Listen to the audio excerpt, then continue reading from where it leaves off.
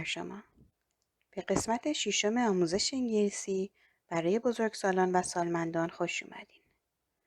دوستان، قبل از اینکه درس امروز رو شروع کنیم میخوام یه یادآوری کوچیک کنم که این کانال جدید منه و من مجبور شدم کانالم رو عوض کنم. 3 ویدیوی اول این برنامه رو تو کانال قبلیم گذاشته بودم، ولی جزئیات اون کانال یادم رفت و مجبور شدم این کانال جدید رو باز کنم. اسمش هم مثل قبلیه گذاشتم. میدونم یه ذره گیج کننده است، واسه همینم معذرت میخوام. لطفاً این کانال جدید رو فالو کنین تا از ویدیوهای بعدی به موقع با خبر بشین. در این درس یاد میگیریم چطوری به عنوان اول شخص صحبت کنیم. اول شخص یعنی فاعل جمله، کسی که صحبت میکنه، در واقع خود شما. وقتی که میخواین بگین مثلا من غذا میخورم یا من راه میرم، میگیم I.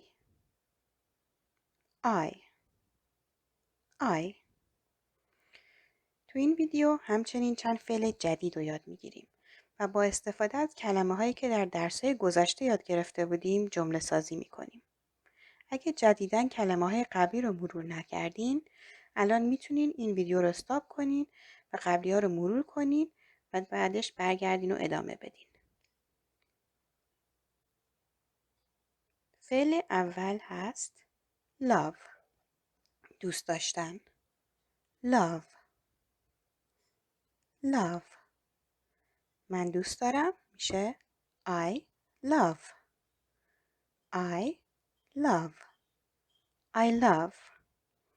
کلمه های جدید رو امروز قرمز میکنیم و کلمه هایی رو که قبلا یاد گرفتیم و آبی و آی رو هم سبز میکنیم که تو جمله ببینین که توی انگلیسی هر کلمه کجای جمله قرار گرفته میشه. مثال love هست من خانواده‌ام رو دوست دارم. I love my family. my family رو قبلا یاد گرفتیم و love رو امروز یاد میگیریم. I love my family. I love my family. I love my family. I love my family. I love my family. I love my family. I love my family. I love my family. مثال بعدی هست I love my daughter. I love my daughter. I love my daughter. I love my daughter. I love my daughter. من پسرم رو دوست دارم. I love my son. I love my son. I love my son. I love my son. I love my son.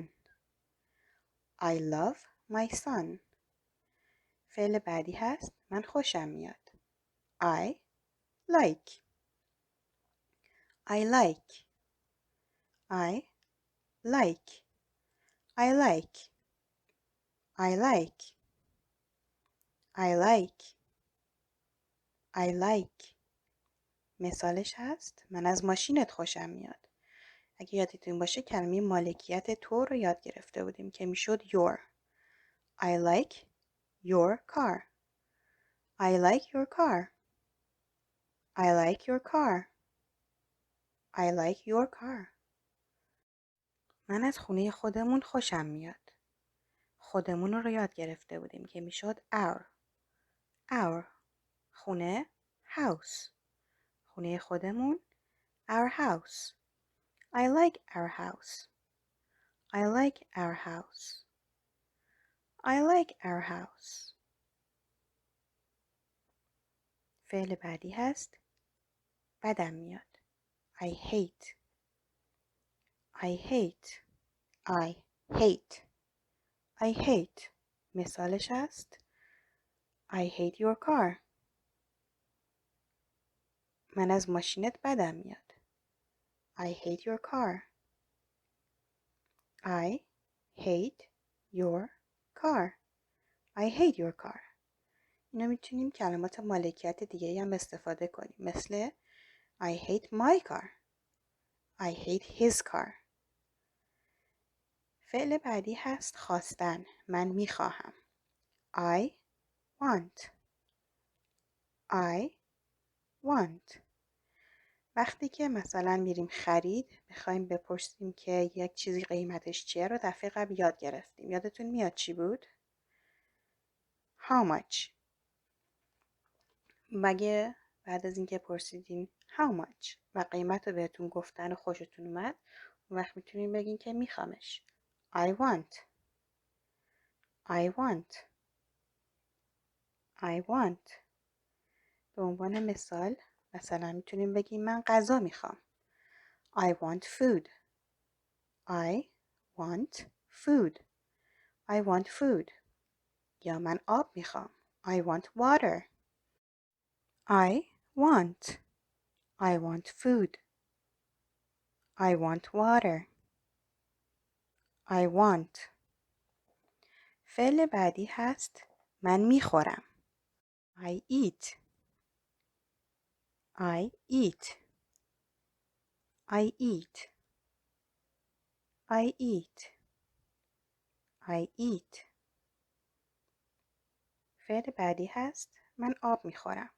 ولی تو انگلیسی هیچ وقت نمیگین آب میخورم. همیشه میگین آب مینوشم. یا هر نوشیدنی دیگه در واقع. I drink. I drink. I drink. I drink. I drink. I drink. I drink. فعل بعدی هست من راه میرم. I walk. I walk. I walk. I walk. I walk. I walk. I walk. I walk. I walk. I walk. I walk. من میدوم. I run. I run. I run. I run. I run. I run. I run. من میشینم. I sit. I sit. I sit. I sit. I sit. من میپزم. I cook. I cook. I cook. I cook. I cook. I cook. من درس میخونم. I study. I study. Study. Study. Study. Study. I study. I study. من استراحت میکنم. I relax. I relax. I relax. I relax. I relax. در درس بعدی فرق بین من میخورم و من در حال خوردن هستم رو یاد میگیریم. و خوشحال میشم اگه زیر این ویدیو راجع به پیشرفتتون واسم کامنت بذارین و بنویسین که آیا این برنامه واسهتون موثر بوده یا نه. لطفاً یادتون نره این کانال جدید رو فالو یا دنبال کنید تا از ویدیوهای بعدی که هر یک شنبه و چهارشنبه پخش میشه باخبر شین. تا درس بعدی بدرود.